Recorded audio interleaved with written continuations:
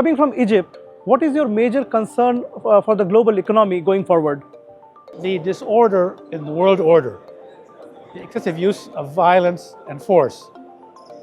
One example is Europe with Ukraine, another is Gaza in the Middle East, has led to a decrease in the projection of global growth from 3.3 to 2.8.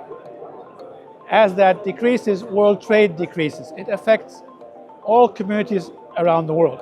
The international community needs to grow, needs to create more jobs, more opportunity, and raise people out to the level of poverty.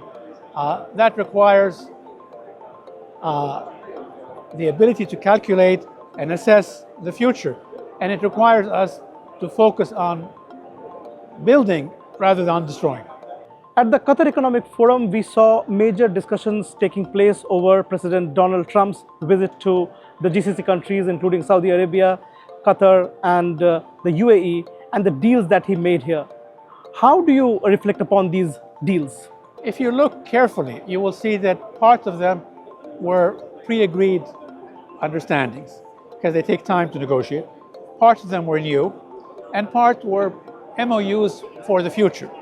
I find them overwhelmingly positive and constructive.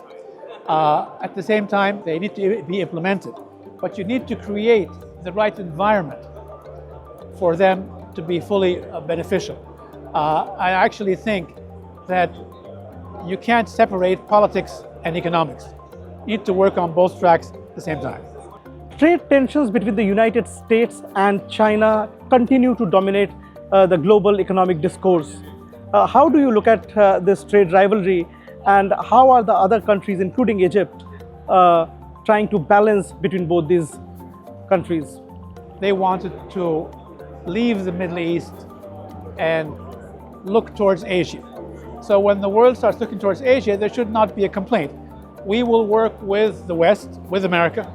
It's in our benefit to do so, but we will open our doors and work with anywhere in the world, including Asia and China. It's not this in exchange for this. It is what gives us the best opportunity to move forward. Technology and artificial intelligence are a key component of global economic discourse. How are Egypt and Middle Eastern countries positioning themselves to benefit from these developments? One of the attributes of the Middle East, one of its best assets, are its people. It is a very young population, 65% below the age of 30. These tend to be technology savvy. I think the focus on AI and data centers, which was evident in the Trump visit to Saudi, Emirates, and Qatar, was actually quite beneficial, because these countries understood that we need you to invest in our countries. We will invest, but we will invest in you bringing your technology into our country. So it's a good, useful step. You've spoken about a shift in a multipolar world and emergence of a new global world order.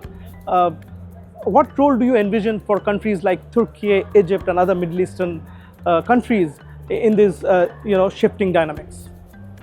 70 years ago,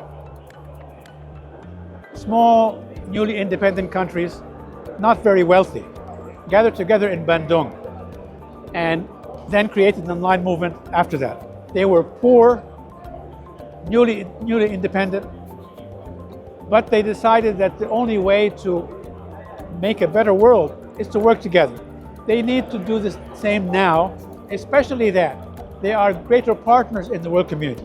So I'm not saying play one side against the other, but this is not a time for passivity. It's a time for activism.